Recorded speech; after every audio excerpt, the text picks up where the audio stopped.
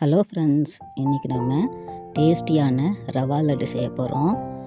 வாங்க அது எப்படி செய்யறதுன்னு பார்க்கலாம். அதுக்கு தேவையான பொருட்கள்: 1 கிலோ ரவை, அதை நான் நல்லா வாசனை வர வரையும் வறுத்து வச்சுருக்கிறேன். 1 கிலோ சர்க்கரை, முந்திரி, திராட்சை, காய்ச்சிய பால், மிக்ஸி ஜாரில் ஏலக்காய், சர்க்கரை சேர்த்து பொடி செஞ்சுக்கலாம். ஸ்டவ் ஆன் பண்ணி கடாய் வச்சு கடாயில் நெய் ஊற்றி முந்திரியும் திராட்சையும் சேர்த்து வறுத்துக்கலாம்.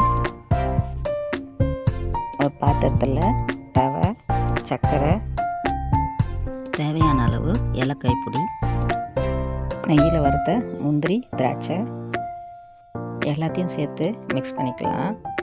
மிக்ஸ் பண்ண பிறகு சூடான பால் சேர்த்து